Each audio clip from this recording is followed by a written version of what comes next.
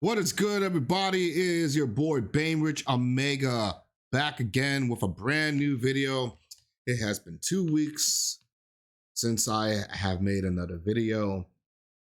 First week is because I was away on vacation. The second week is because I dropped my phone in the subway and now I am without a phone. Shout out to Apple for giving me a brand new Apple iPhone 14 Pro Max. Jesus, so many pros and all that's bullshit. Anyway, enough of that. I saw the Royal Rumble last night. I was with friends, great friends. We was watching it, and it was everything I had predicted except for one. First off, let me just get this out the way right now. I thought that the Royal Rumble was a very good show. However, there were things in the middle that bored the hell out of me, but other than that, most of the matches that were in the event were exactly what I depicted, what I predicted was going to happen, except for everything that's happened in the main event. And we'll get to that in a minute.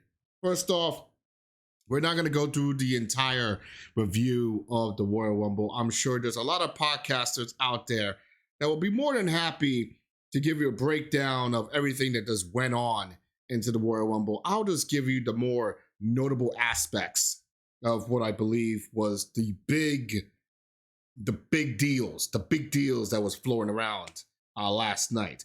One, Cody Rhodes. Who didn't see that coming? It was already set up the minute that he went into surgery for his torn tricep as of last year, that he was going to come back into the Royal Rumble. He was going to be number 30, and he is going to move on to face Roman Reigns and win the WWE Championship, both championships, for his daddy, the American Dream, Dusty Rhodes. Now,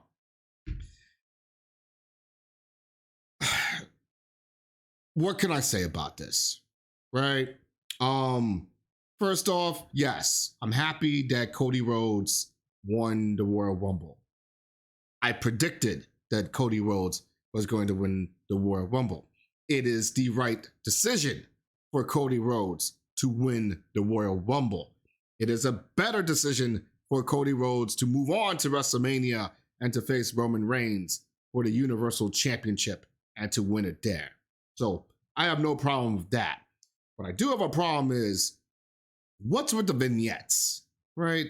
What's with all the vignettes taking place weeks before the Royal Rumble even begun? Why do you tell people that Cody Rhodes was going to come back? Why do you tell people that Cody Rhodes was going to get himself back into the ring and he's going to appear in the Royal Rumble? You basically destroyed the mystique of seeing whether or not Cody Rhodes was even going to show up or not. I mean, it made it so painfully obvious, and this is what pisses me off about the Royal Rumble year after year after year. Stop making it so damn predictable, all right? It would have been an awesome pop. It would have been an awesome, feeling if we never had those vignettes before the Royal Rumble and had Cody came out as number 30, the crowd would have been like, holy shit, that's crazy, you know? Or if Cody Rhodes was probably number 27, that would have been awesome. I wish Cody Rhodes was number 27, right? And then you're gonna have number 30 and blah, blah, blah, all that other bullshit. You see, the execution of bringing Cody back into the Royal Rumble, I thought that was completely piss poor. It was stupid. It was ridiculous. But decision for Cody Rhodes to win the Royal Rumble, I am 110% on board with. He should be the guy leading the ship, leading the WWE from 2023 and beyond as a Universal Champion. We had enough of Roman Reigns already. We'll get to that in a minute. Women's Royal Rumble match. Rhea Ripley, obvious choice to win. I'm gonna be very honest with you. I didn't really know who was really gonna be the one heading into WrestleMania, representing the women's division. But obviously, it's going to be Rhea Ripley. She came in as number one, and she made it all the way up to the end, and that was it. I mean, there were some big, notable, surprises at the women's Royal Rumble match. One, a new look Asuka. She cut her hair, bringing her back to the Kana days. So I thought that was sexy. I like that, And the return of Nyla Jax. Nyla Jax, the woman who botches every single move, the woman who, single-handedly injured more women in the women's division than I don't know who else did. And you bring her back? That's a shocker. Who set that up? Was it Triple H? It gotta be Triple H. He had to be the reason to bring her back. I would like to know the reasoning behind that. I really do. Because I could have sworn she was fired, but I guess it has, something to do with the ties that bind and, time heals all wounds and, family and, things like that. So it's great to see her back. I'm happy, Let's see what she does here in the women's division coming in 2022. So, both Royal Rumbles matches were great.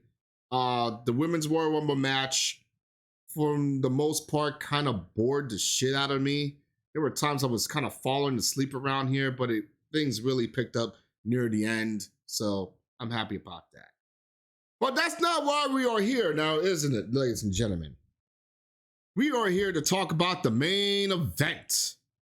Roman Reigns versus Kevin Owens for the WWE Universal Championship. I mean, undisputed Universal Championship.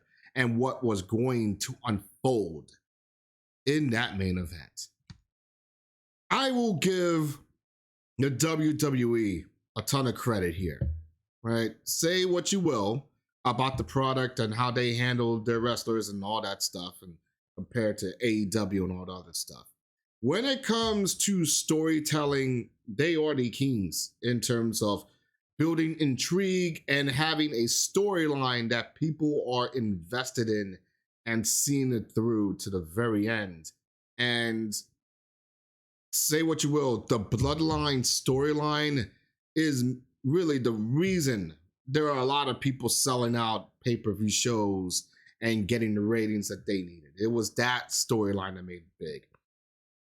The main focus was on Sami Zayn and what he was going to do in that match regarding Roman Reigns and his former best friend, Kevin Owens. Well, if you saw the match, you know exactly what has happened. Roman Reigns beat the living hell out of Kevin Owens, got the 1, 2, 3. Once again, still your champion, Roman Reigns. What happened after the match? Well, Roman Reigns decided it wasn't enough to beat the living hell out of Kevin Owens. He needs to take him out personally. So, with the help of Mr. Paul Heyman and the Bloodline, they handcuffed poor Kevin Owens to the ropes, making him like a martyr of some sorts. And he got invited to the most inclusive super kick party known to man, when the Usos kept on kicking him in the face over and over and over again while he was being handcuffed to the ropes.